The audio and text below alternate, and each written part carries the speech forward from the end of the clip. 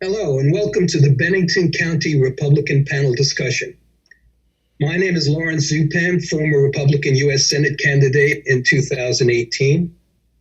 We are offering this presentation so that Vermont voters may be more fully informed to cast their votes in the Vermont primary coming right up this August 11th, Tuesday, August 11th, and in the general election on November 3rd. We're sure you will agree that your single voice in your vote is as important as anybody else's voice, and we're confident that you would like to have your voice heard through your ballot. This privilege is just one among many, which makes us proud to be Americans and proud to be citizens of the Green Mountain State. With us today are John Clark of Brookfield, Vermont, running for governor, and Mike Hall of Sunderland, running to represent Bennington County in the state Senate. The format of our discussion is as follows. I will invite each of our two panelists to introduce themselves and make an opening statement. Following that, I will ask each of them a question in turn. Though this is obviously not a debate format, the other panelists will be given the opportunity to comment on the question at hand. At the close of questioning, each panelist will make a closing statement. Though all campaigns run on financial donations and all candidates are seeking your vote, as this is public access TV, neither of the panelists will make those requests. It is within the spirit of public information, though, for me to encourage you to vote on August 11th and to inform you that should you choose to vote for Mike Hall, you will need to write in his name in the Senate candidate write-in column, as his name is not yet on the ballot. So now, I will invite senatorial candidate Chief Mike Hall to give his opening comments. Mike? Yeah. Well, thank you very much. I appreciate the invite here. If you're interested in what direction the state of Vermont is headed, it would pay you good service to pay attention to what I'm about to tell you. But first, a little bit about myself. Again, my name's Mike Hall. I'm a native Vermonter. I was born and raised in Manchester, attended our local schools. Upon graduation from high school, I had the opportunity to have some exposure to a number of different diverse occupations, whether it be from manufacturing to logistics in the trucking industry. As a youngster, I trained in mechanics but always had a calling to law enforcement. In the late 70s, early 80s, I actually started as a constable in the town of Sunderland, where I served the folks there, and eventually was offered a job with the Manchester Police Department, and I started with them in 1983. Worked my way through the ranks, and eventually becoming chief, and served in that role for several years upon my retirement last year. Let me explain to you the reason why I'm running. The reason why I'm running for this position is because I've found too many opportunities that we missed, whereby other people took it upon themselves to take control of the destiny, as I would call it, of Vermont. And I've always argued that Vermonters are probably the least represented people in Montpelier, because most Vermonters are busy holding down one or two jobs at a time. And with that, my exposure to people as a police officer, I got to see folks from every socioeconomic level that there was. And I think that makes me unique in the sense that I've talked to people from the homeless to CEO executives, and I know what people are concerned about, and I know the issues of which keeps them awake at night. And if you listen to me today, you'll find that I've got some good ideas, and I think I can help turn the state of Vermont around and head it in the right direction. Thank you, Mike. Thank you. And now we'll hear from John Clark, Republican gubernatorial candidate from Brookfield, Vermont. John? Hi, I'm John Clark, and I'm running for governor, as you've explained, Lawrence. Thank you. And I'm so happy to be here because I'm a big supporter of public access TV. I was actually on the board of directors for a public access station for about 10 years, and I've been involved in a lot of public programming efforts. And it's really an important way, like here, to give people local content and give people access, whatever their views. I'm also excited to be here because I'm excited to see Mike Hall running. We have some great people running, and Mike, you're one of them. So I'm proud to be sitting here with you to talk about these issues and to show Vermonters that we're coming together to try to focus on the issues together very compassionately and humbly. These are some serious problems we have. And I like what Mike said, and I'll build on that about having a diverse background and being exposed to a lot of different, spectrum of people. And so my early life, I've worked also in manufacturing. I was a landscaper. I had my own business as a kid, and I've been a dishwasher and a busboy and a cook. I hitchhiked across the country when I was a kid, when I was in my teens, and worked as a cook in Yellowstone. I've also lived around the country when I went later on to be a white-collar worker, where I was an international corporate tax consultant. So I'm a funny animal. But my work background is diverse. My educational background is diverse. I have undergraduate degrees in English and political science, a graduate degree in law. I was in the midst of a Master's of Divinity program, which I have put on hold to do this. And I also have other postgraduate studies in economics and accounting. And economics and accounting are what Vermonters need right now. We have some serious economic problems to discuss, and as we will be today, that's what we'll be talking about. But I have that diversity of being a farmer for the last 20 years in the kingdom. I've lost money in just about all of it, and I know why. And part of the problem is that our government is too big for us to bear the cost anymore, for our farmers, but also for our small businesses, and increasingly even for anybody who wants to live here. And those are the numbers that we've been looking at on this campaign trail, and that we want to show with people in Bennington and in every other county, and get the word out so people can be equipped to see what's going on. It's right, they're right in your wallets. And we're looking at the numbers, and COVID is showing how bad this problem is.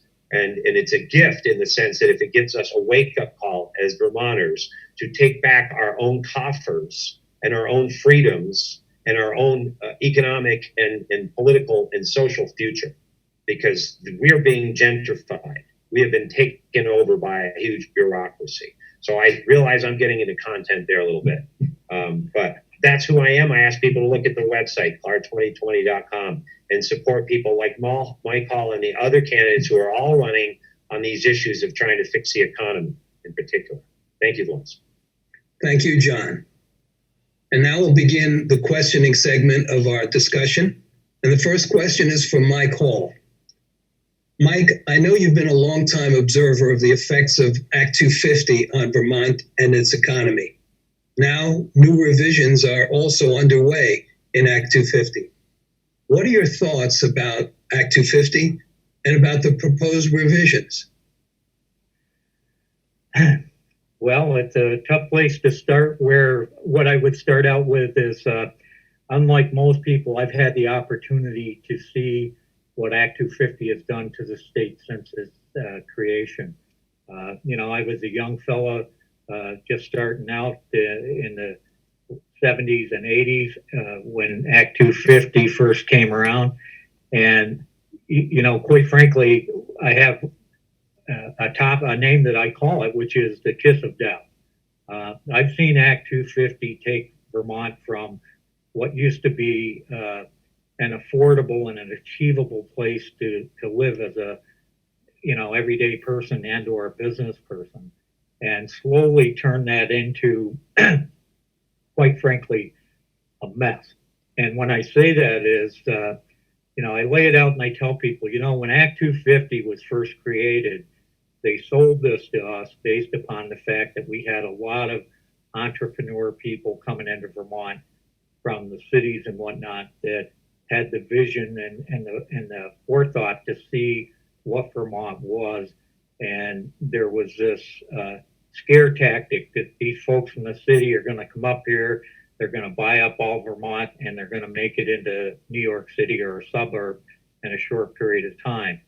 And I think that's why they got it past a lot of the Vermonters, because, we were like, well, we don't want that. when in reality, what they've done is they've created a situation whereby the way Act 250 is now, and quite frankly has always been, is that they've made this kind of like a moving target. You know, if someone were to ask you specifically, what do I need to do to pass all the hurdles in Act 250? Quite frankly, they couldn't tell you, because you don't know what the rules are until you get in the game. And then they'll make the game rules up as you go along. And from a business standpoint, or actually even from a everyday Vermonter standpoint, this thing has been terrible. And I'll give you an example. Most Vermonters didn't know what a 401k was. They didn't know what a retirement system was, unless they worked for a government entity or a major company. Most of these people worked for smaller industries and smaller businesses that didn't have those kind of things. But what they did have was they had maybe a 20-acre parcel of land that had been in the family for years. That was their retirement plan. That was their retirement income. And their thoughts were, you know, when I get ready to retire, you know, I'll have this land, I'll sell off a couple acres, you know, as I need to support myself in my retirement year. Well, what ended up happening was that if you have a parcel of land, and I use myself as an example, if I had a parcel of land and that was my plan, there's no way I could develop that. You know, I don't have the money to go out and pay, you know, $50,000 to $100,000 for engineering fees and all the things that are required, only to have a next door neighbor say, well, you know, it's going to raise hell with the birds or whatever. And then we get into this process where now I've got to hire an attorney. I got to go back through this appeal process, have plans redone. So what they've really done is they've created a situation of which they sold us on to try to prevent, and actually created this situation where the only people that have that kind of money are big investors and people that can afford to put a lot of money and a lot of time in things. And guess what? Most people don't want to go through that process.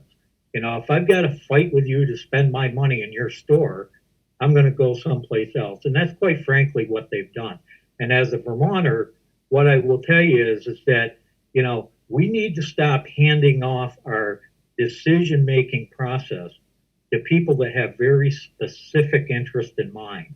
And Act 250 is nothing more than a special interest group that is anti-development, anti-business, and they can say what they want, but, you know, take a look at it. Talk to any business person, anyone that's ever tried to develop anything in Vermont, and you'll find that, you know, it's a headache. You know, I know of a business man in Manchester who wanted to expand his business that he had. The original plans that he had, the increase, you know, the facility that he wanted to build was going to cost him about $400,000. Well, guess what? By the time this man got through going through the process, going through all the legalities, appeals, and that sort of stuff, he had spent close to $1 million. And at that point, you know, because he had to have things redone, he had to have plans redrawn, legal, and you know what? It was all based on pretty much one person that didn't like what he and his brother were trying to do, that kept throwing these hurdles up, because it was as simple as, hey, you know, if I don't like it, I'll just file this and I'll file that. Act 250 needs to be thrown out and restarted with something else, and put that decision-making process back into the hands of the local people. Let the local people decide what's best for their community, best for their towns, and stay the hell out of other people's business. And that's pretty much the way Vermonters think, is, you know, as long as you're not affecting me and what you're doing is not a bad thing, you know, we're not going to interfere with you. And so I would suggest that anytime you hear Act 250, pay attention, because somebody's in the backside of your wallet or trying to take away your rights as a property owner. Thank you, Mike. John, would you like to give a brief bit of insight into the Act 250 process from your vantage point? Sure, and I'd like to agree with Mike, and also, I like the creative or critical insight that it is kind of, we've come full circle where it's doing the opposite of what it was introduced to do. And I've had a lot of involvement over the years as a lawyer, and I was a real estate lawyer for a number of years in Connecticut, where I remember getting my law practice building approved, and some members of the committee wanted to determine what color chrysanthemums we would have. At some point, government needs to stop meddling in our plans. Now, what's interesting about Act 250 is that even though it was well-intentioned, it has morphed into this monstrous bureaucratic burden upon us that only the wealthy can surmount. And it really hampers a lot of small businesses. In just the last couple of years, I know of cases where it has prevented a midwifery clinic. And I know a business that was already in business for 20 years, a tiny gun dealership and sports shop, was put through $10,000 in attorney's fees to go through an Act 250 permit process 20 years on. It becomes more complex every year. It is now extending, as I've written in one of my articles, to be used to transfer wealth from white people to black people, to reverse the historic intergenerational wealth transfers was the argument. I wrote an article about that. It is being extended and used very aggressively against farmers. A lot of the new regs that didn't go through this year because of COVID, they were about to push through a bunch of stuff that just puts more and more of a chokehold on farmers who are already struggling, don't have the money to implement these things. And that's a lot of it. These are all unilateral implementations of costs on businesses that government doesn't bear those costs. And that's why we're the 49th worst state in the country to do business. But one more thing, there's a parallel. Well, they start out to help our students. So we've lost 25% of our students, and our healthcare our students' costs, as we'll talk about later, are some of the highest in the country. We're supposedly helping people with healthcare, but we've spent tens of millions of dollars down the toilet in a failed effort to do so. And now with One Care, we're doing it again. And we're doing it with farmers, where for years we talk, we got to help the farmers. And the Department of Agriculture grows and grows in budget and numbers, but our farms close, and we've lost more than 25 dairies just in the last 3 months. The common theme is government promising to liberate us and choking us financially to death. That is the message that Vermonters need to hear right now, and COVID is revealing it. But anyway, Mike, thank you for your take on it, because you're right.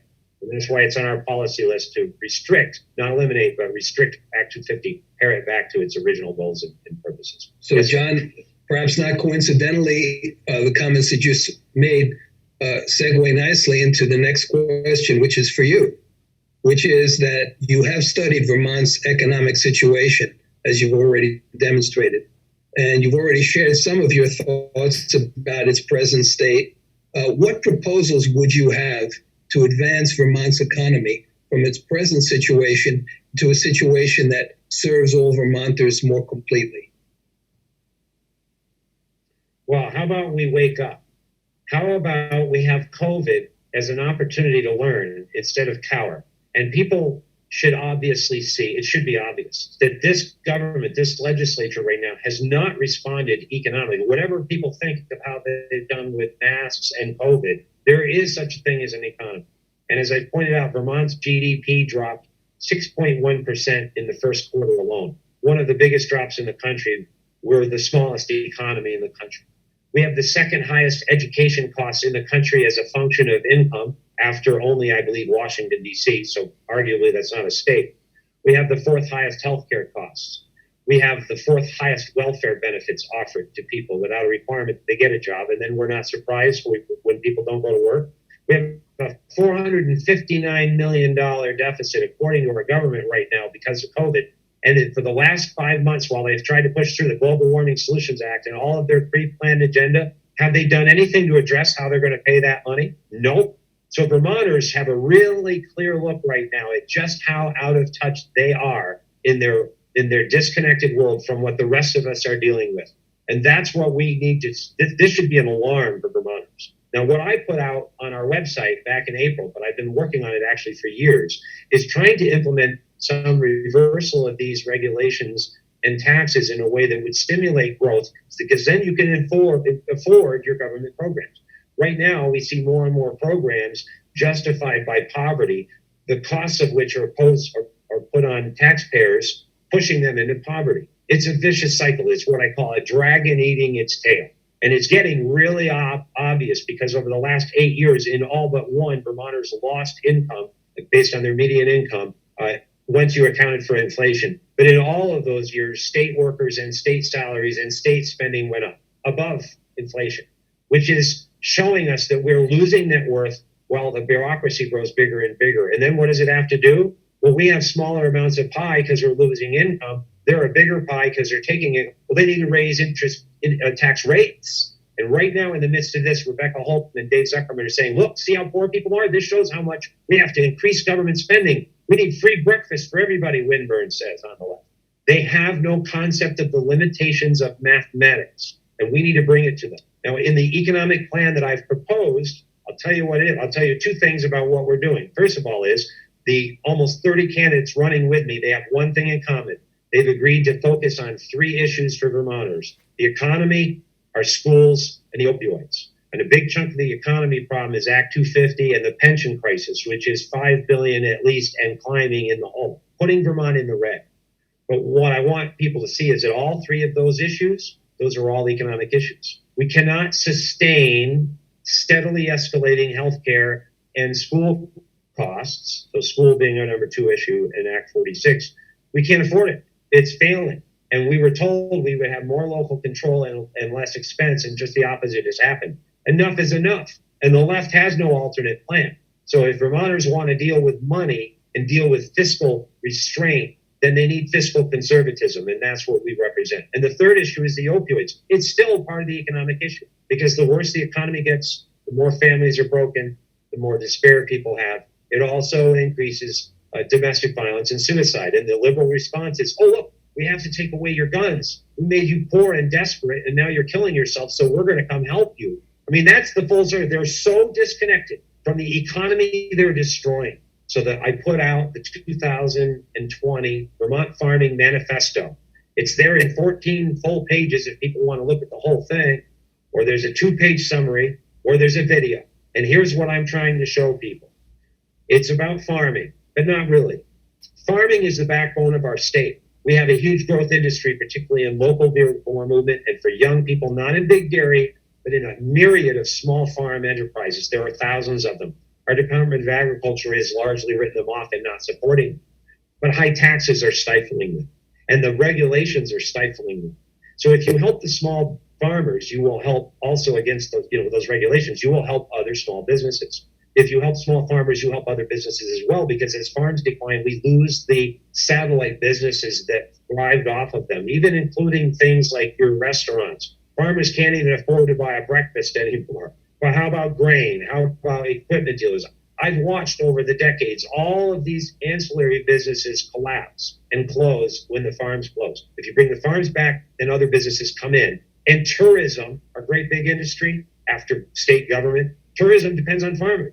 We're losing our farms, we're losing our cows, but that's what people come here to see. I can tell you, I have cows, I have sheep, they drive by. It's like they're at the zoo, because we've lost our connection to our agriculture. And that's what Vermont's culture is. We should be proud about.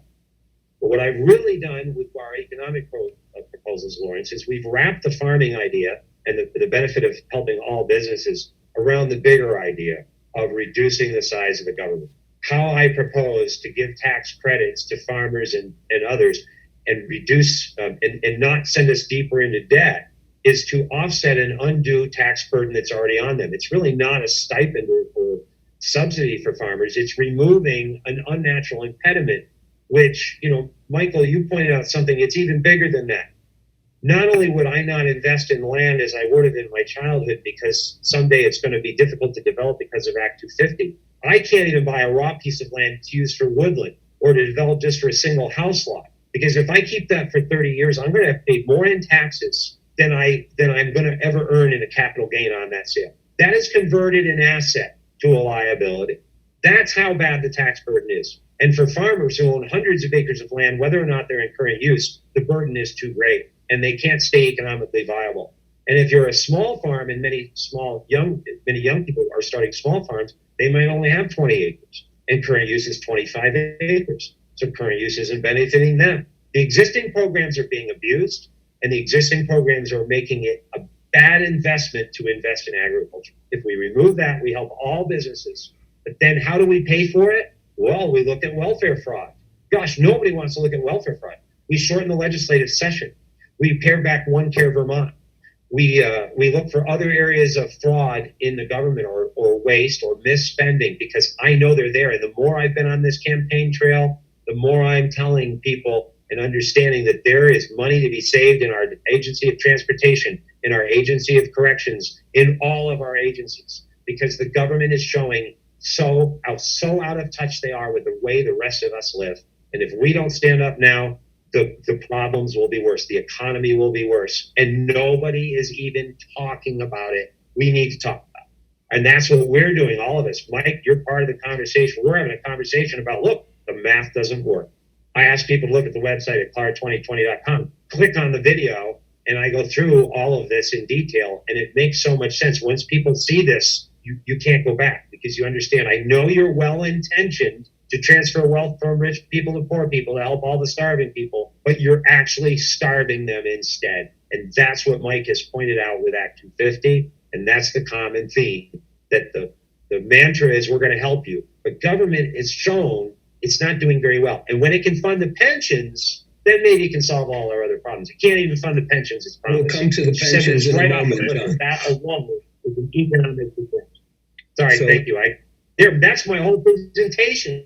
You don't even need to ask me any more questions. Well, but the fact is that I'm going to, so I'd like you to please reserve some of those comments, because your comments are right on the mark for some of the other questions that we're going to give both of you a chance to answer. But for the moment, I'd like to, and all of these first three questions are tremendously interrelated. Act 250, the economy, affordability. So I'd just like to give Mike a chance to respond to some of the economic points you've made.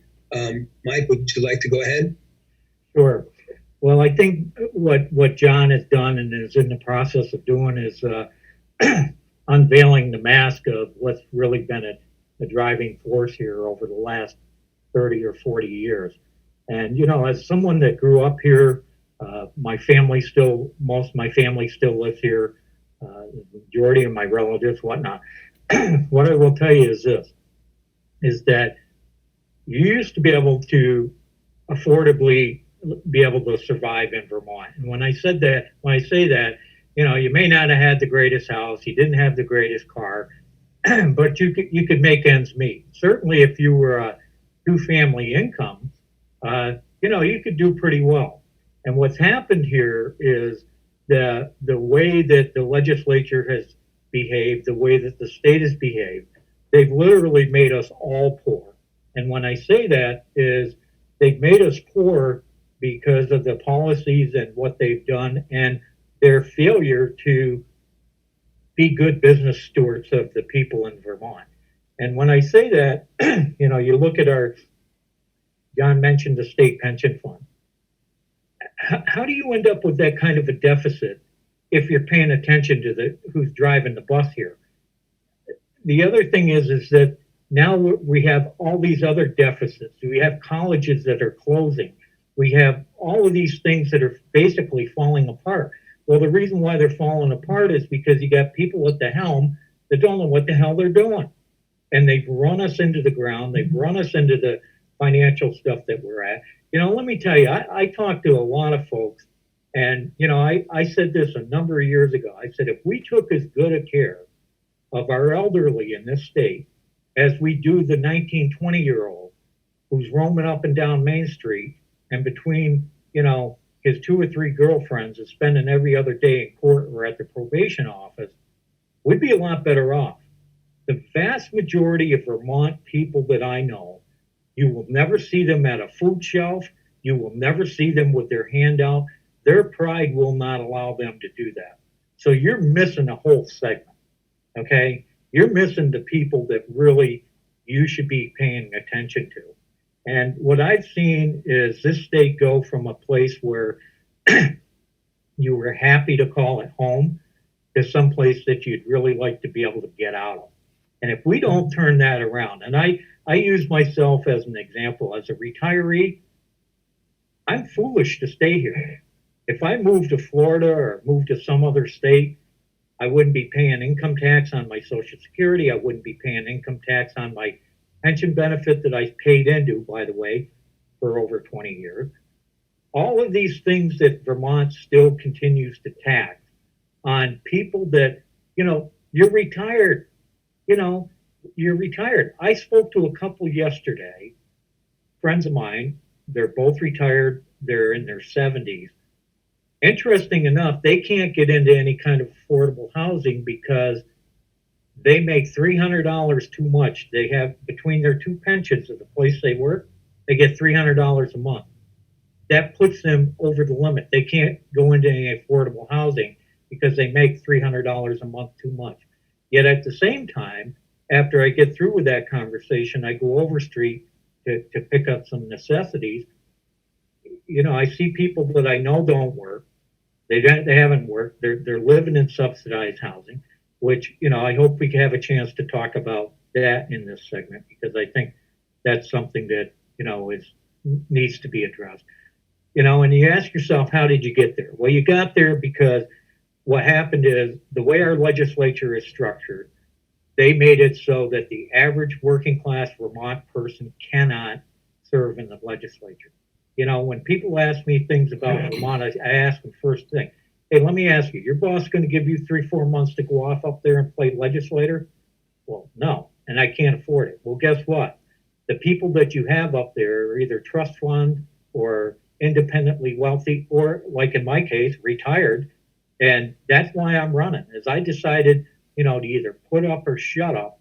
And, I can tell you this, we need somebody up there that knows what it's like to be down to the level of the people that we are supposed to be representing.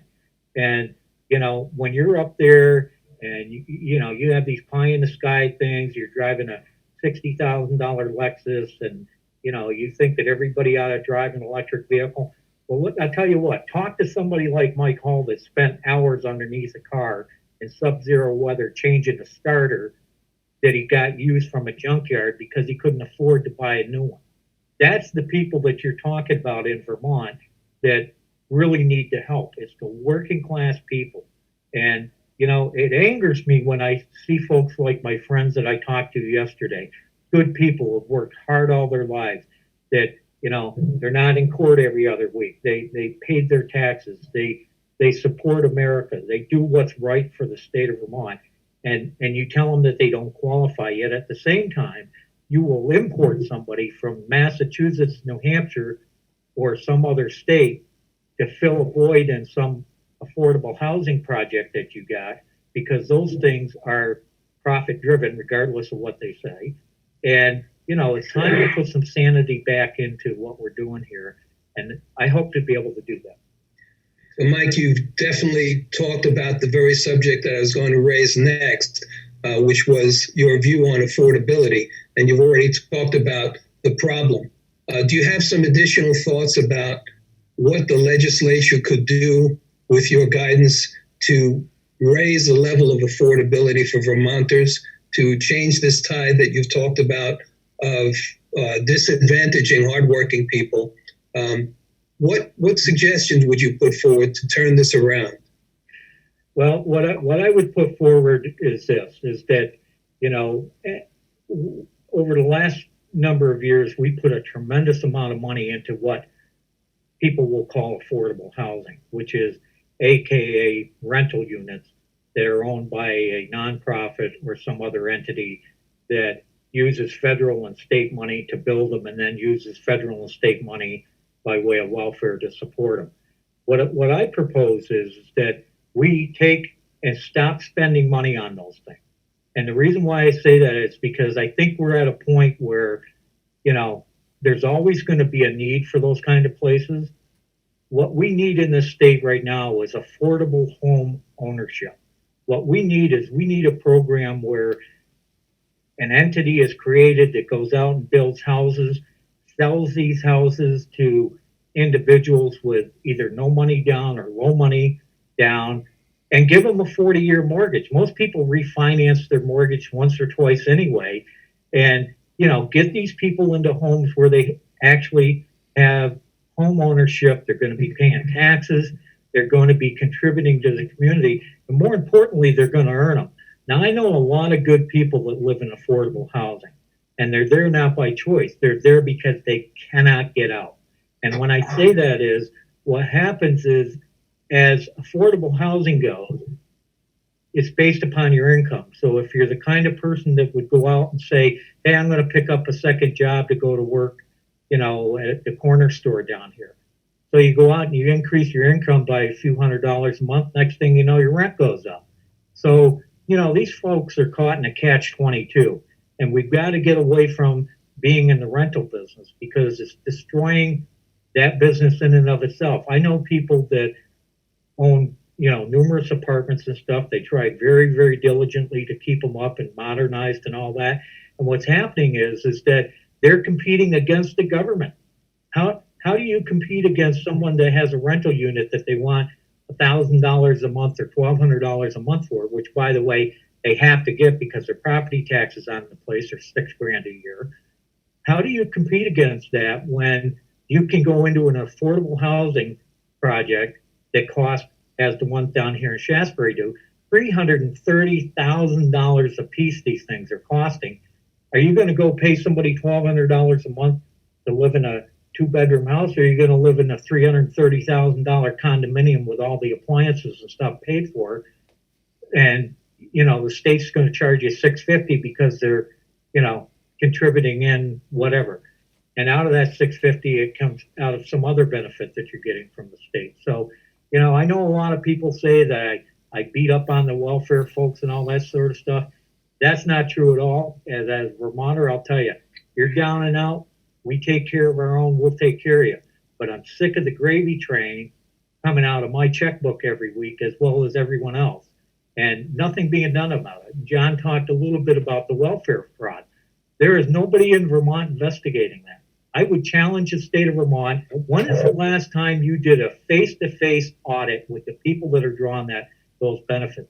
You don't even know. You're sending checks to dead people on Social Security, yet you're trying to suggest to me that everybody that's drawing welfare in Vermont is eligible. I question whether or not some of these people even live here. And, there's nothing wrong with trust but verify. And I think that we should go back to, as John said, we've got some major financial issues here. And, they always seem to come ponying back up to the property owner with property tax.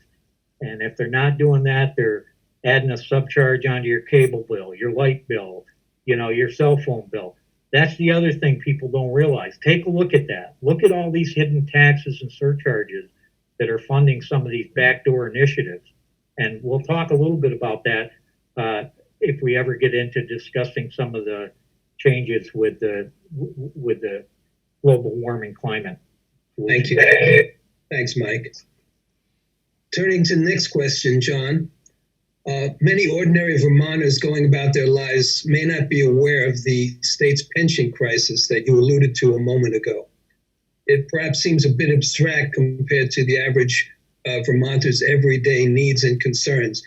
Could you explain the pension crisis, how we got here, and what solutions you propose?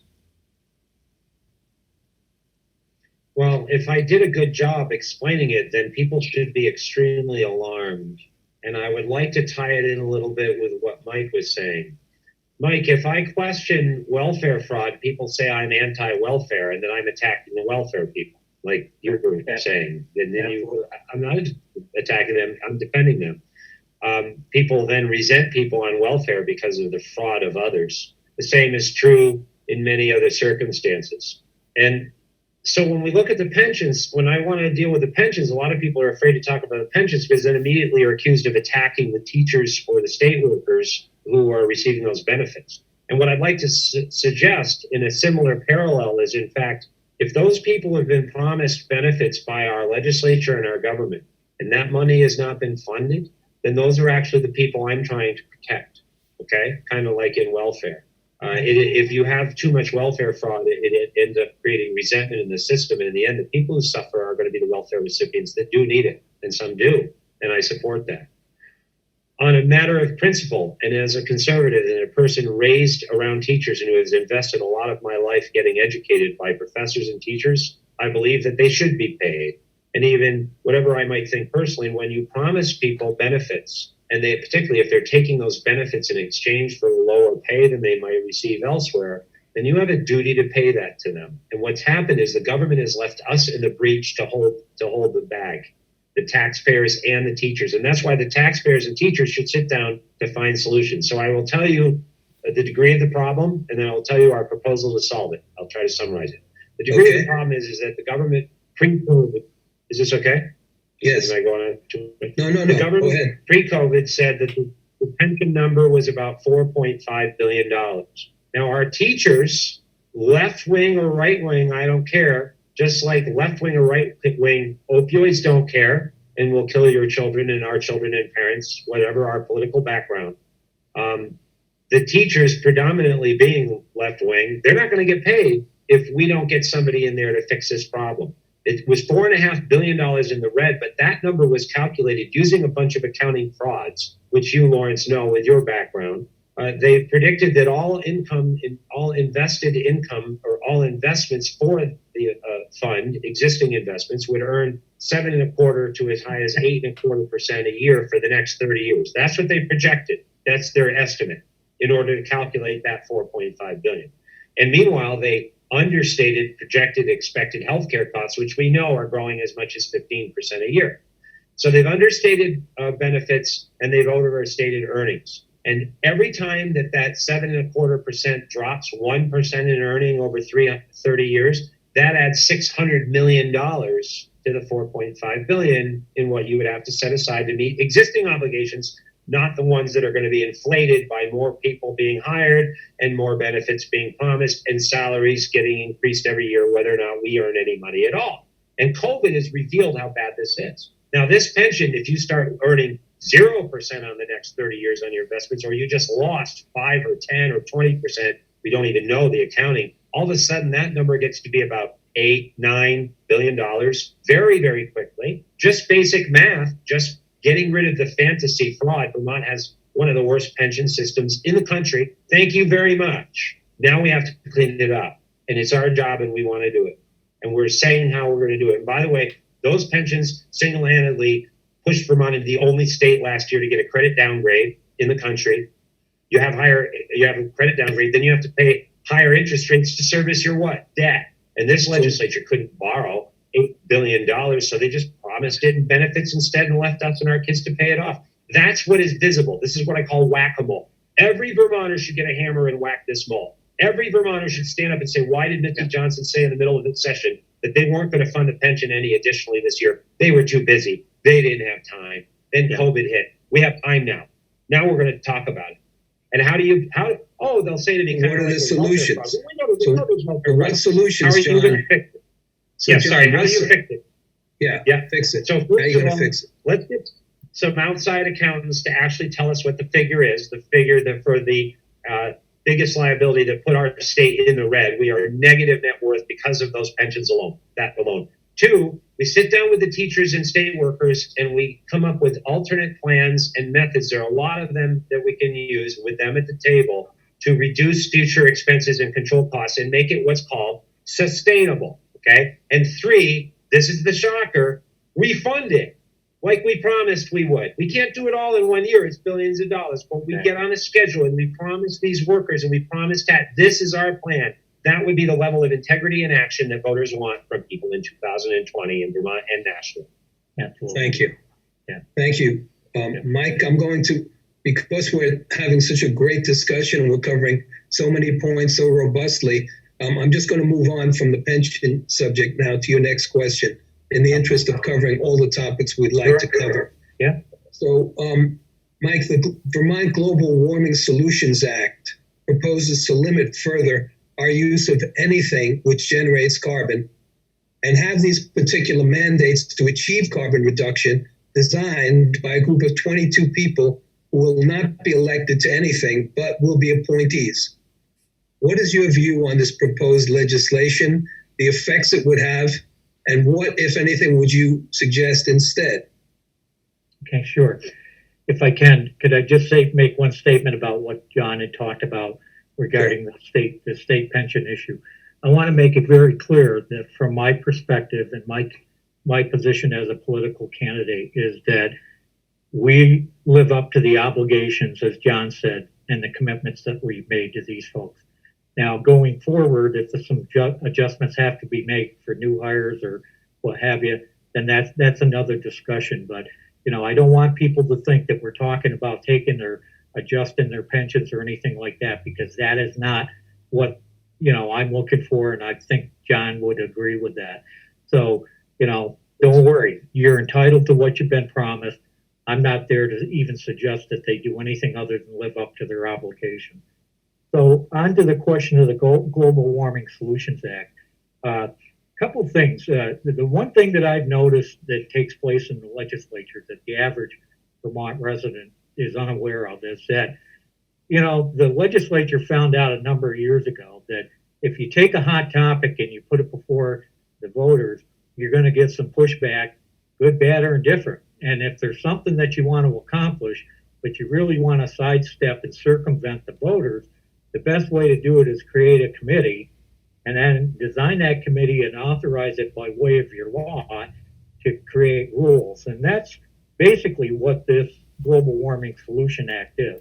And I tell people, if you want to hand off your authority as a taxpayer and a voter to have major financial decisions being made by an outside party, of who, by the way, is going to be getting paid to make these decisions. And I'll give you an example.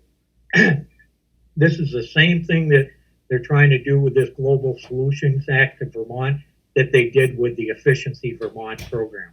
And what that entails is we're going to create a tax on fossil fuels that we're going to collect.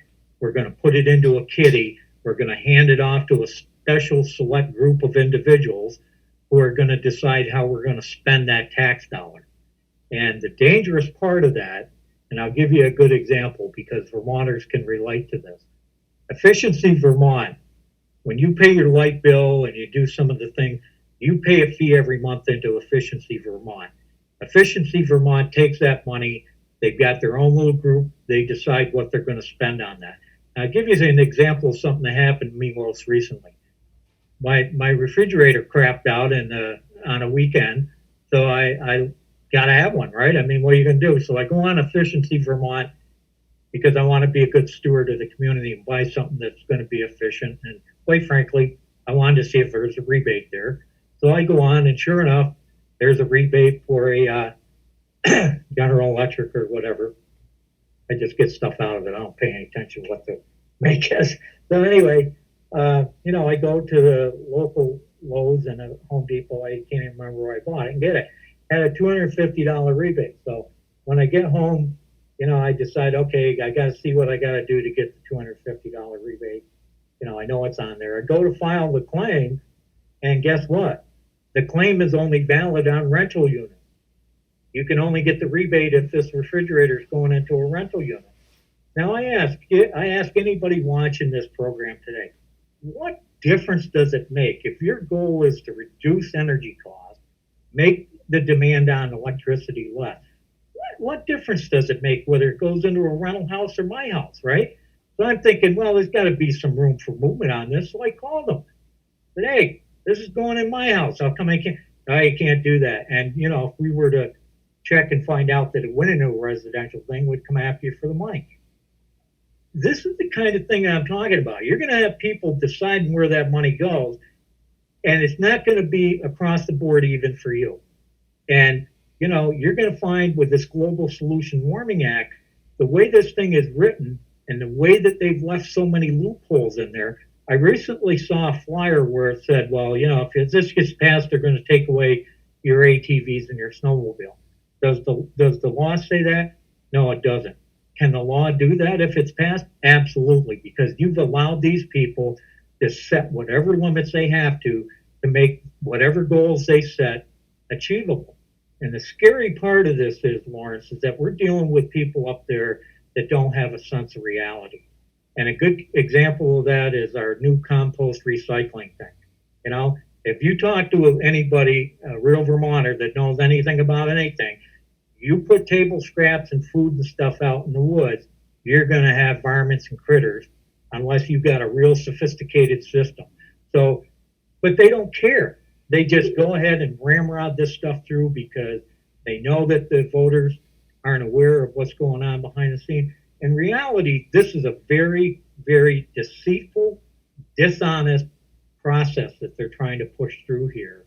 And I'm going to tell you, if folks take one thing from me today, remember what I'm going to tell you. You allow this thing to go through, you are going to regret big time, because you are going to pay through the nose at the pump. You're going to pay through the nose through your fuel delivery in your house. Everything that's connected to any kind of fossil fuel is going to cost you money. And they're not telling you that. And you know what? If they want to create a fund, I call it mad money, because they're going to use it for whatever they want to use it on, whether it be electric vehicles or solar panels or whatever. They're going to do it, and you're not going to have any say in the matter. So you better pay attention and don't be fooled by what they're telling you. Pick that statute up, read it, and see the loopholes that are in it. John, did you have something to add about the proposed Vermont Global Warming Solutions Act? And then demand that Phil Scott veto it when they pass it, because they're not going to listen to you anyway. That's what I would tell people. As a lawyer, I can tell you I'm shocked at this. Mike's correct. It delegates huge amounts of authority. We might as well have our legislature declare someone king and give him a scepter. And whatever he wants to do, he does. And he takes your money, and you have no right of appeal.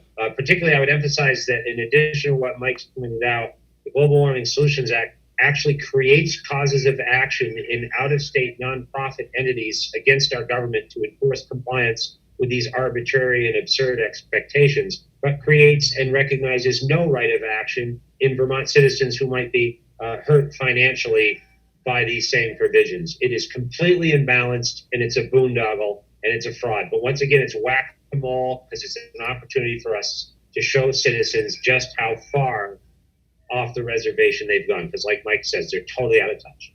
So moving on to other important topics, as important as that one is. John, we've seen a great increase in the incidence of opioid abuse and death in the state of Vermont. Why have previous efforts to deal with this problem not borne enough good fruit? And what proposals would you have for grappling with this devastating issue? Well, as you know, I'm a Vermont certified recovery coach, and I became one because I realized how bad the problem was, and Mike probably sees it too. When I heard and read that a dose of heroin on the street was $6, I almost vomited, because I was so horrified at what that implies. Because it's about economics. And if you can't even, if it's cheaper to get heroin than beer or pot, then that's one reason why people would go to it. The other thing, as I learned more, was that what we've seen here, you talk about why efforts have failed in the past. Ultimately, answer that first, because the economy is failing. And the worse the economy, the more despair and the more likelihood people are to turn to those things. It's a vicious cycle. Because when you have bad economy, you have more adverse childhood experiences. You have children that are, that are impoverished. They don't have food. They're not safe. And that is the biggest indicator of future substance abuse.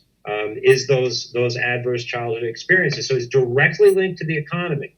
And so what we're proposing is to change the cycle. And just to give people a quick summary of a complex subject, there have been 4 waves in this crisis. First was from pharmaceuticals from the opioid industry.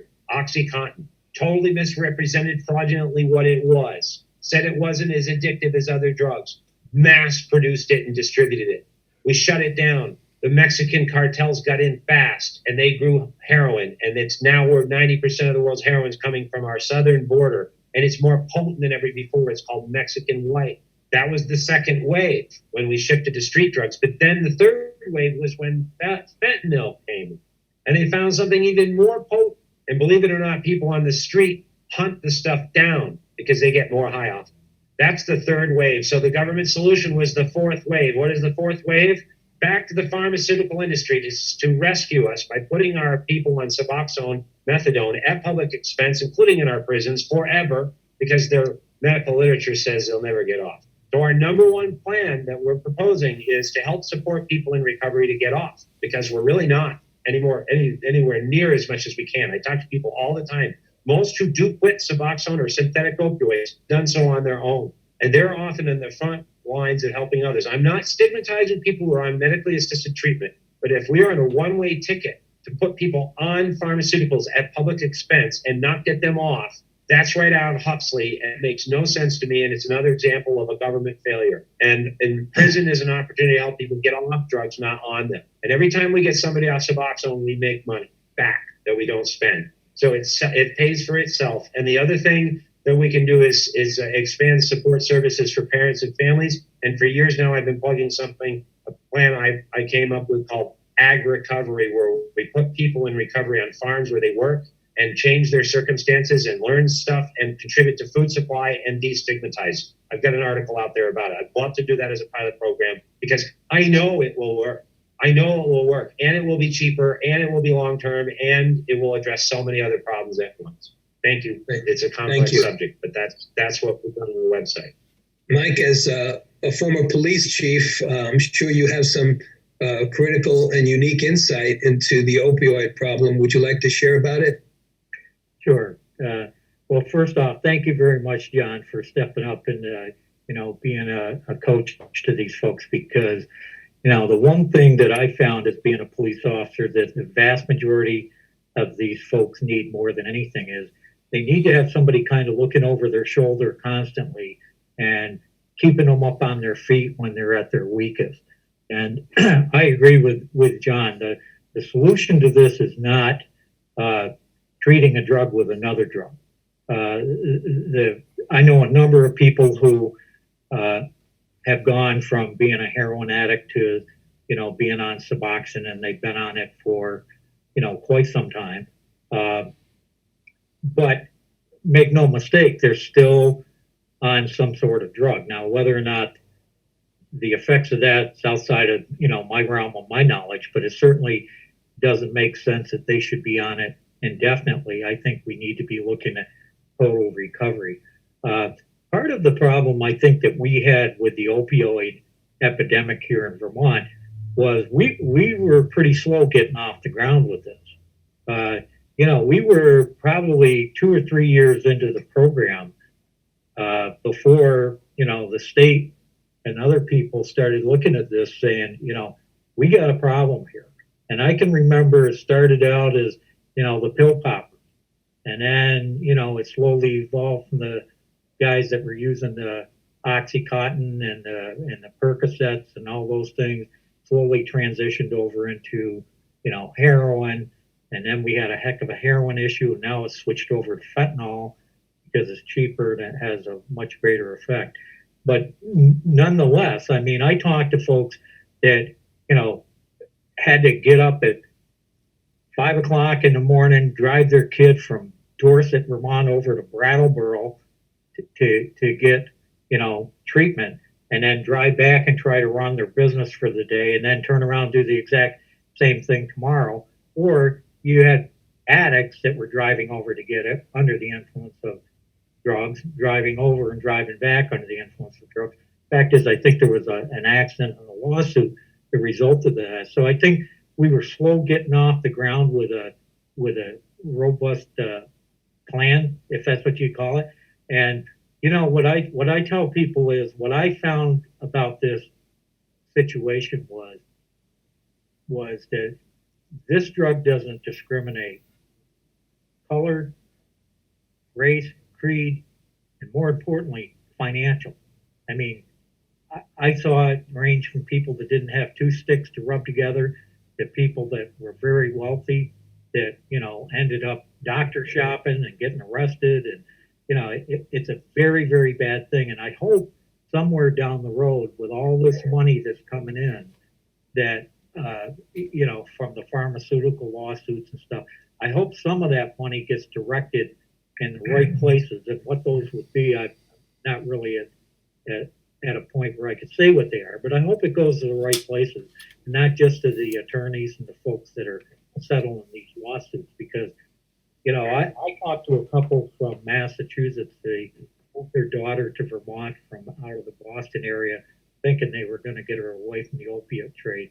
And, they had spent their life savings. They cashed in their retirement savings and had her in and out of rehab a half a dozen times. And that was the other thing, is we didn't have any place to put these people. And the courts were taking them in, putting them on conditions. They were right back at it as soon as they got out of there. So yeah, this is a real problem that's caused a lot of heartache and trouble for a lot of folks. But thank you, Mike. Yeah, we need to stay on it.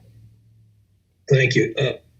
For everybody listening, what we have here is an embarrassment of riches. We have so much good insight from John Clark and from Mike Hall on so many issues.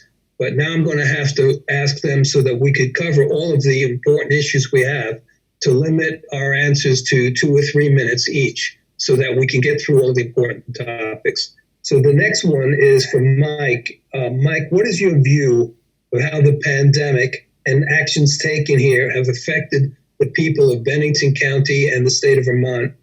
And what approaches need to be made to help our citizens with both the health and economic aspects of this problem? Sure.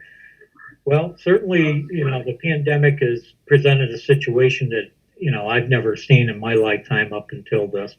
The first important thing that I think we need to do is to take pause with the legislature, stop messing with all these crazy bills that you think you got to ramrod through during this crisis, and, pay attention to what's going on here. I think we need to slow down with any new initiatives that are costing people money, regardless of what they are. We got to put the brakes on. And with that, I think we need to be kind of formulating what kind of damage assessment has this done, because I'm not sure that anybody really knows, because like a locomotive, it's going to take a while for it to stop. It's going to be stopped for a while, and it's got to start up. But what I do think is critical is that we pay attention to the business structure of this state. And, it's one thing to be paying people, unemployment benefits and that sort of thing.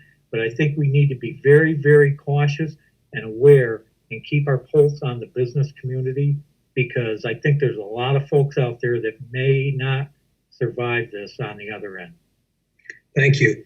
John, did you want to comment about the pandemic and the consequences, both economic and health-wise, on the state right now?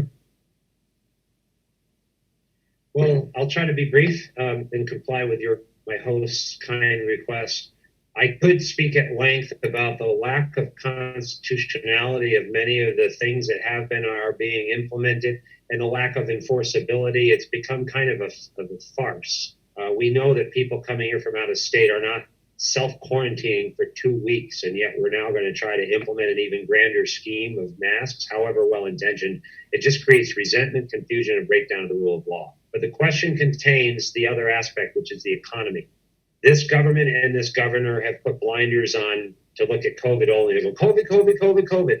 6.1% GDP drop in the first quarter for Vermont. Mike's right. Some businesses are never going to reopen. People are financially being destroyed, and they're not being heard because people are focusing on COVID. So aside from the issue of COVID is the issue of, does COVID eclipse the economic hardship? No, it does not. And it can bring a lot of death through that. And we haven't even really looked at that yet, because that dark cloud is coming. That $459 million that they haven't gotten the legislature, which is just a fraction of what taxpayers lost. That's just a representation of their slice. They want to get that back.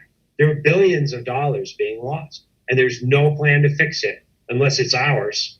And it's still a hard slog, and we got to do it. But at any rate, so the neglect of our economy is borderline criminal by this legislature, and they will be held accountable no matter who gets elected. They will be holding the reins for what they have done while they saved us from COVID.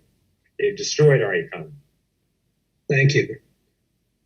So the next question also is for you, John. Since the failure of the single-payer system attempt, which Governor Shumlin some while back had to abandon when he looked at the actual multi-billion-dollar deficit price tag, various attempts have been made to deal with the healthcare needs of Vermonters.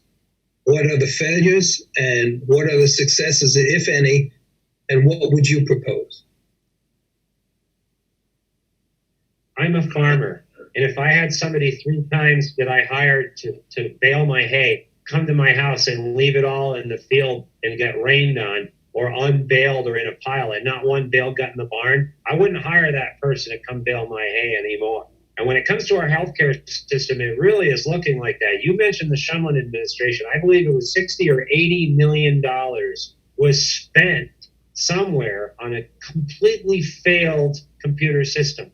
This is a gross mismanagement that would never be tolerated in a private business because there would be no venture capitalist to give you money to keep doing it. And now they're doing it again with One Care Vermont and the Green Mountain Care Board.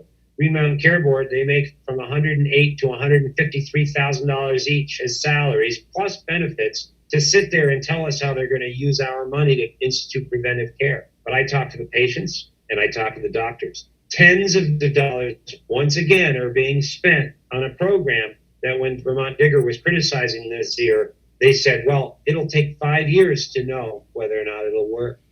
$19.2 million was spent last year alone on One Care Vermont to implement just in administrative expenses. And they're saying they're going to have to do that for 5 more years to find out if it works. Meanwhile, One Care's board will not release their salary numbers. What have they got to hide? Meanwhile, we've had an 11-year crisis in our mental health system, which is putting people who are mentally ill in the laps of police officers like Mike, along with the whole opioid crisis, where they're all backing up our hospitals and causing a collapse of our healthcare system because there's no healthcare for people that have substance abuse disorder who are mentally ill. There's a serious crisis. And you know where all the money's going? It's going to bureaucrats. Farms close, bureaucracy grows. Schools close, bureaucracy grows. What is the common theme? Talk to the doctors about whether that money is going in for preventive care. No, it isn't. And Meg Hansen has had a lot of good articles and words to tell us about the improvements that can be made to have more market access. And another aspect, when Mike talked about elderly people and others in business, some of them are paying astronomical healthcare premiums. They're in the middle. You work for the government, you get free healthcare. If you're poor, you get VHAP and you get free healthcare. And if you're in the middle, unless you're blessed with a really kind employer, you might be paying $800 or $1,500 a month for healthcare with a huge deductible. It's a crisis, and government has proved that it cannot be trusted, and so we need to clean it up. Thank you, John. And we have plans to do that. Mike, would you take just 1 minute or less and give us some inputs on what John has said or your own thoughts about the healthcare system? Sure. I would echo what John said in regards to, the outlandish salaries that some of these folks get. As I recall reading an article when the nurses in Burlington were trying to get a pay raise, and the assistant director or whoever it was of the University of Vermont was telling them that they shouldn't get a pay raise. She was making like $800,000-900,000, and director of the University of Vermont, I think I did the math on it, he gets like $16.34 per minute, assuming that he works a 40-hour week. $1.2 or $3 million. Tell me you can't hire somebody to do that job for $500,000. Why not? Well, what I will say is that, when you have a system where essentially a person could work 52 weeks a year at minimum wage and have their entire paycheck go towards healthcare, something's screwed up. When you're paying 15, 20 grand a year with your deductible for healthcare, where's that money going? And I've said for a long time, there is no way that you can throw that much money between the employers, self-paid, whoever paid. There's no way you can be throwing that much money at something and have it come up with a deficit every year without somebody getting rich somewhere. And thank you.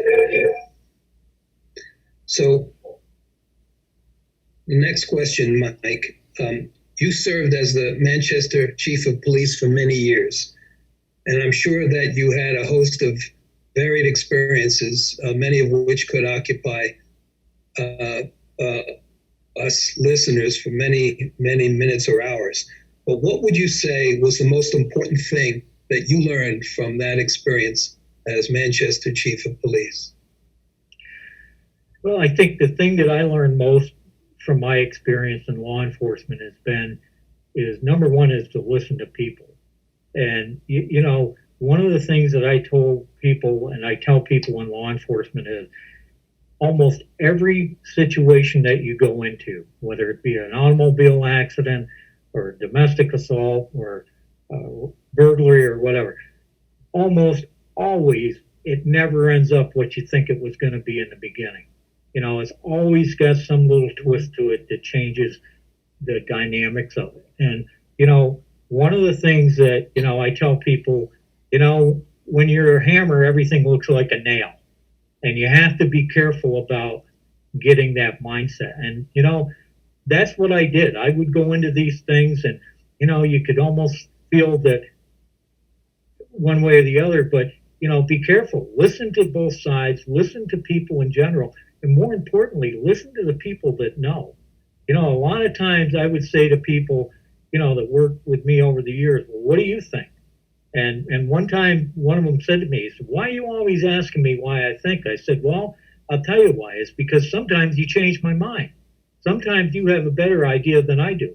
And to me, that's important. And I think we've lost that, and, that's the one thing I took away from that experience was people are a lot smarter and have a lot more information about things than you think they do. And you'll never know if you don't ask. So. Thank you, Mike. Coming back to you, John, regarding education, we've seen Vermont's educational costs rise to the second highest in the nation per pupil, and we've seen a shrinking number of students per year, and yet no rise in educational results. What antidotes might you propose for this situation? Well, actually, some numbers suggest we have seen a decline in results. This is an extraordinarily humbling question for me and for all of us because it really is a complex problem. So if I pretended to have some glib, quick solution, I would be lying to you. But I do believe that a multidisciplinary response is required, and it's not a one-size-fits-all. Act 46 promised to keep local schools open and decrease costs, and it has done the opposite in both directions. And we cannot expect our communities to survive if we close the local schools. We want people to come live here. They're not even going to come live here with $10,000 payments if they don't have schools to put their kids in. So we have to have ears for the teachers and others to come up with more creative solutions. Some schools do very well in a small scale model. Some did better merged. And our communities and teachers can tell us. In fact, some teachers I talk to think that Act 46 was a good thing for the kids in their community. Some say not. So it's not a one size fits all, but it is not sustainable. And we need to have perhaps more income-based subsidization of school choice so that it's not, so that it's equitable. And we need to look at more diverse education ideas. But frankly, the way they're indoctrinating our children with the NEA and active shooter drills and telling the world's going to end, I really don't know who would want to put their kids in our public school system at all anyway, frankly. So I think we really need to take some really hard and humble looks at what's happening in our education system and why these problems are becoming so bad. And then, like Mike says, bring the voices to the table who have the answers. Thank you, John. Mike, regarding the educational system, your comments, please. Sure. Well, I can only speak back to the time that I served on the school board here in Sunderland. And I can remember at that time, and that was over, well, it's got to be 20 years ago, pretty close. Less than 4 or 5% of the total budget was actually discretionary expenditures. The rest of it was all stuff that was state mandated and required that we didn't have a choice in. And, I can only expect, and I haven't been involved in it in a while, but I would be surprised if it hasn't gotten worse. I think the government needs to get out of their regulatory meddling in the education system and turn more control back over to the localities. And, that in and of itself would probably save a lot of money if we just kept big government out of running of our local schools and let people handle it on a local level. Thank you. Mike, there was a recent peaceful assembly in Montpelier of people getting together in support of the police and to talk about the stories and the things that police had done to either help them, save their children, just to give credit to the policeman's very difficult but necessary job. Yet something else happened there in Montpelier. Can you tell me what happened? Sure. A fella in, I believe he lives up in the northern part of the state. His wife was the victim of a DUI crime where she was struck by a motorist that was intoxicated while she was snow blowing her driveway. And throughout the course of that incident and the recovery and the investigation and whatnot, the family was very, very pleased with how the police handled everything, and they wanted to show some form of appreciation. So they decided to put on a police rally to show support of law enforcement and put it out on Facebook. A lot of people responded, and it was going to be held at the state grounds and on the state lawn in Montpelier. And what happened was the fellow that put it on, Jim Sexton, was very clear from the beginning to everyone, including us that went, was, hey, this is not a protest. This is not, us against them. It's nothing. It's an opportunity to come and hear some stories from people that have had interaction with police, maybe recognize some people that did some heroic acts and that sort of thing. And I went as a police officer, also went as a representative of the Vermont Police Coalition, of which I serve as the executive director. And the goal was there just to have a good day, to watch some stories, that sort of thing. And it started out great. About an hour into the program, though, we were invaded, and I'll use that word, by a group of people that labeled themselves as being representatives from Black Lives Matter and the Burlington Cop Watch program. And what I will say is that, there was nothing that I saw from the police rally that was slamming anybody. And what kind of upset me a little bit is that, the press and even the chief up there of the Montpelier Capitol Police said, protesters clashed. I didn't go there. Nobody on the side that I was there went to protest anything. We weren't protesting anything. We had people that came there that disrupted that get together, brought in bullhorns, brought in, they tried to encroach upon the podium. They basically destroyed what was a, pretty good event. And they did so supposedly in the name of justice and equal treatment. And quite frankly, I'm disgusted to see what I saw. And, if anything, it hurt their cause, in my opinion, more so than helped it. John, any comments about this rally? Yeah, just really strong ones. Michael Hall, if you were a corrupt cop, I would come after you like a tenacious pit bull as a defense attorney. I was a criminal defense attorney for years. But if you're a good cop, I respect you and I thank you for your service. And in fact, the antidote to bad cops is good cops. And that's who you people were standing up for on Saturday. I couldn't be there. But I am actually disgusted on a side issue. Even if you were there to protest, screaming, yelling, and swearing, our Constitution and our laws allow you that liberty. You and the others had a permit to be there. Those who came to attack you and disrupt you did not. And if you're protesting, you're entitled to that. But counter-protesting, when it starts to stifle you or physically threaten you, is not protected speech. And that's what's being spread across America, including by our governor. It started with Charlottesville, where our president said that there were good people on both sides, and our governor called a press conference, issued a 3-minute tape saying we cannot tolerate hate speech. Well, he's wrong. The United States Supreme Court has ruled in Brandenburg versus Ohio, Skokie versus Illinois, Cohen versus State of California, New York Times Company versus Sullivan. I can give you a lot more cases because I happen to have a bit of a background in free speech law.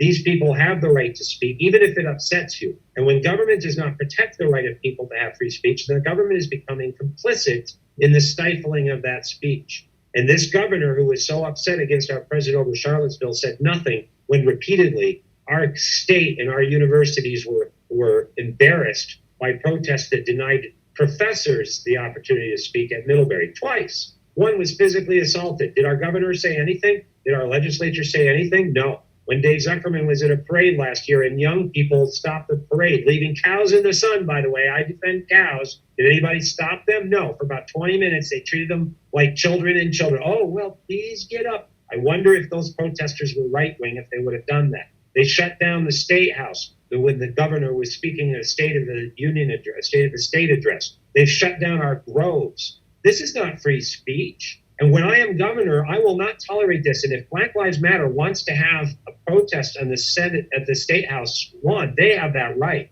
And everybody has that right. It's not just one side's right. And this governor said that when Black Lives Matter weren't complying with COVID regulations, that they couldn't be enforced against them because they were exercising a constitutional freedom. Well, then so are the rest of us free to. You don't just support one side, by the way, the left side in Vermont. I just wrote an article about this. It's horrible what happened on Saturday. Why weren't the police there? Why isn't the governor standing up right now to condemn what was clearly not protected speech? Thank you. Yours was. John, I had one last question. I had one last question for you, which I'll ask, which actually probably runs into your opportunity to give your closing statement.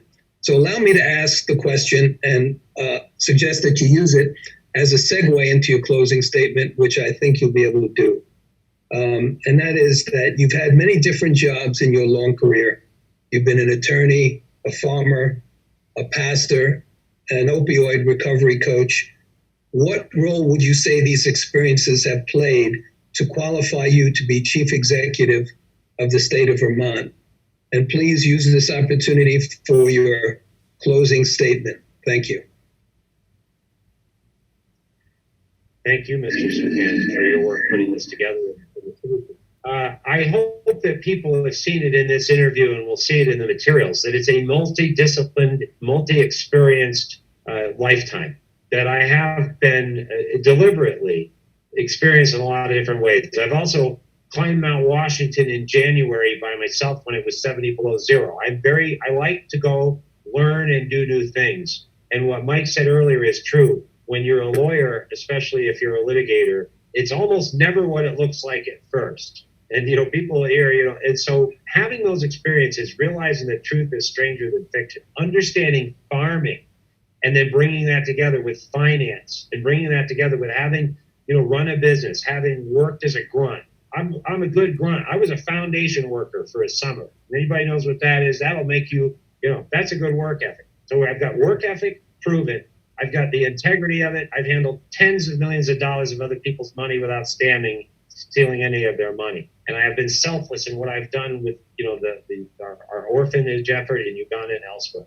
How does that come together? Look at the plan that we've proposed. Look at the fact that I've had foresight instead of hindsight to talk about the economy of 6 months or more before COVID. That I've had the foresight to say that maybe we should restrict out-of-staters from coming here rather than Vermonters from running their businesses, or at least have a little balance in that rather than just restrict our own. Foresight in saying we need to deal with the pensions and demanding that we pay attention to them and our school problems. Everything about what we're doing is taking the bull by the horns. We have addressed, and I am addressing it on my campaign website, the three most complex problems that face Vermont. The biggest problems we have, the opioids, the schools, and our economy. And I'm proposing that we sit down and try to come together and solve these problems before they make us, in humility, have to come together and realize that, we were fighting over race and over global warming and over masks, that something very terrible was happening to our economy. And there's not going to be any room to fault anybody when that happens. It'll be all hands on deck. We need all hands on deck now.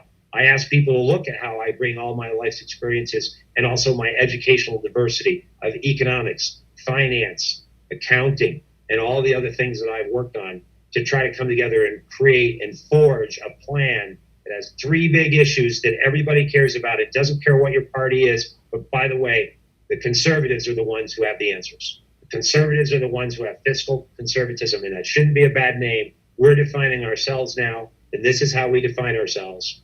We're not racist. We do care about the environment. We don't want our wives and children to be raped and murdered. We totally do not agree with the racist inner city horrors that are going on in Minneapolis and don't want them here. But if we don't deal with our pensions and our economy, all that stuff, we're not going to be dealing with that either. That's going to be what kept our attention away, what I call watch the birdie, kept our attention away from the stuff we can fix and must fix. and then we can do those other things. But anyway, thank you for allowing to have me on, and talk about that. But it's there. Look at the website. Please look at my articles. I don't pretend to have everything perfect, but we're having a conversation that we desperately need to have.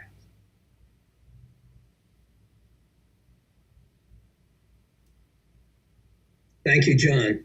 And now, Chief Mike Hall, I'm going to ask you to give your closing remarks. Please go ahead. Sure. Well, in closing, what I'd like to say to your viewers today is this. You've heard where we stand on a number of issues today, and I ask you to ask yourself, are you better off today than you were 5 years ago or 10 years ago? And my guess is you're probably going to say no. We need to change Vermont. We need to turn things around.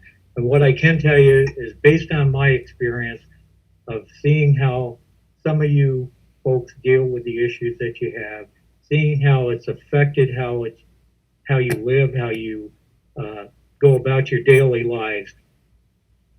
I know what it's going to take to turn this state around.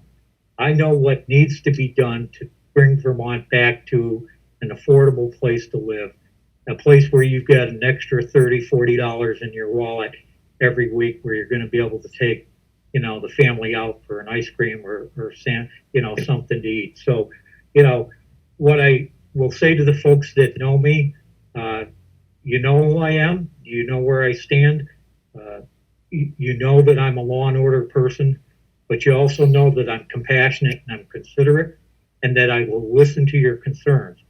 And with that, I always draw back to a phrase that I picked up somewhere along the line, and it's always stuck with me pretty much since I heard it was, I will always try to do the right thing at the right time for the right reasons. And with that, I think the people in Montpelier haven't been doing that for you. And I would ask that, you think whether or not come November, you're going to have a choice to make. You're going to have a choice to vote for Mike Hall or John Clark or one of their opponents. And that decision is going to be your decision. And you will be living with the consequences of that decision. And with that, I would say, thank you, Lawrence, for the opportunity to present my views. Thank you, John. You're a stand-up guy. I'm pleased to endorse you. I'm pleased to know you as a person. And I think you're good for Vermont. So thank you very much. Gentlemen, Likewise, Mike. I'd like to thank gubernatorial candidate John Clark and senatorial candidate Chief Mike Hall for being with us today and answering these questions so robustly. We all agree that an informed citizenry makes for an active and effective electorate. Accordingly, I want to encourage you to get out and vote in the primary election on August 11th. Ballots are already available for absentee voting. You can vote by mail, vote at home, have hand-delivered ballots. You can vote early, meaning even now. The important thing is to vote. I again would remind you that should you choose to vote for Chief Mike Hall for the Vermont State Senate, you will need to write in his name, as he is not yet on the ballot. I want to thank all of you listening today for your kind attention and for being an active participant in choosing your elected representatives. This is Lawrence Zupan thanking you and saying goodbye for now.